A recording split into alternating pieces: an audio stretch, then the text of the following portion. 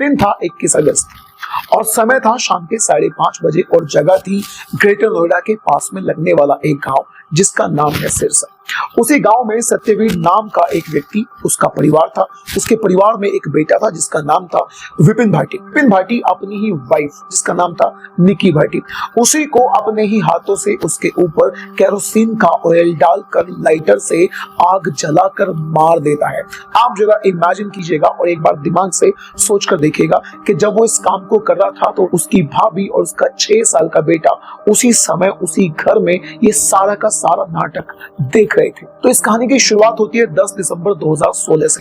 10 दिसंबर 2016 को भिखारी सिंह पायला नाम का एक व्यक्ति अपनी बेटी निक्की की शादी सत्यवीर के घर में करता है जो सिरसा का रहने वाला था।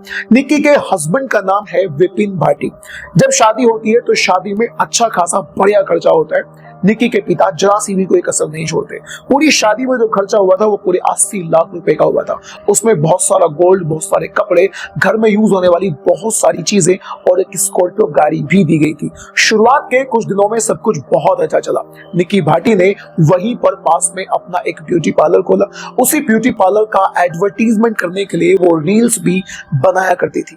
कभी कभी निक्की भाटी और उसके पति के बीच में इसी बात को लेकर झगड़ा हुआ करता था। वो उससे बोलता था कि ना तो तुम्हें ब्यूटी पार्लर चलाना और ना ही तुम्हें इंस्टाग्राम पर या सोशल मीडिया पर किसी भी तरह की वीडियो बनानी। लेकिन दोस्तों, आपको ये जानकर बड़ा अफसोस होगा कि जो निक्की का हस्बैंड था, उसका नाम था विपिन भाटी, उसके पास कोई पर्टिकुलर टाइप ऑफ जॉब नहीं थी।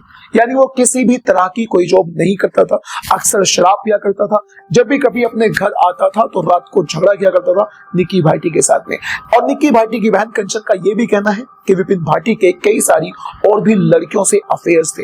वो लड़कियों के साथ अफेयर रखता था, उन्हें गाड़ियों में घुमाया करता था और रात को घर पर लेट नाइट ही आया करता था, जिसकी वजह से निक्की भाटी में और विपिन में बहुत ज्यादा बहसबाजी और झगड़ा भी हुआ करता था। विपिन भाटी के परिवार ने और विपिन ने निक्की भाटी से ब्यूटी पार्लर के लिए और इंस्टाग्राम पर वीडियोस बनाने के लिए पूरी तरह से मना किया हुआ था, जिसकी वजह से बीती फरवरी को परिवार के बीच में एक तरह से लड़ाई हुई थी।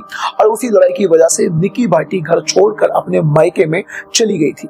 मायके में जाने के बाद फिर 18 मार्च को कुछ लोगों के बीच में पंचायत होती है और उस पंचायत में ये डिसीजन लिया जाता है कि अब निक्की भाटी किसी भी तरह की वीडियोस नहीं बनाएगी और अपना ब्यूटी पार्लर भी नहीं चलाएगी। कुछ दिनों तक चीजें सब कुछ सामान्य चलती है, सब कुछ नॉर्मल चलता है। लेकिन जब निक्की को यह एहसास होता है कि उसका पति कोई भी जॉब नहीं करने वाला और मुझे ही अपने बेटे का भी ध्यान रखना है जिसकी उम्र अब 6 साल हो चुकी थी, उसका ध्यान भी रखना है, घर भी चलाना है और सारी चीजें अपने ही दम पर करनी है, तो वो अपने पति से और अपने परिवार वालों से यानी विपिन से और परिवार वालों से बोलती है कि वो अपना ब्यूटी पार्लर एक बार फिर से शुरू करना चाहती है। लेकिन जैसे ही वो इस बात को बोलती है तो परिवार वाले सारे लोग भड़क जाते हैं। वो इस कदर भड़कते हैं कि विपिन उसके ऊपर लात घूंसों से वार करना शुरू कर देता है। उसके बालों को घसीटता है और उसे जीने से नीचे तक घसीट कर लेकर आता है और ये सारा कारनामा अपने 6 साल के बेटे और पूरे परिवार के सामने ही कर रहा था।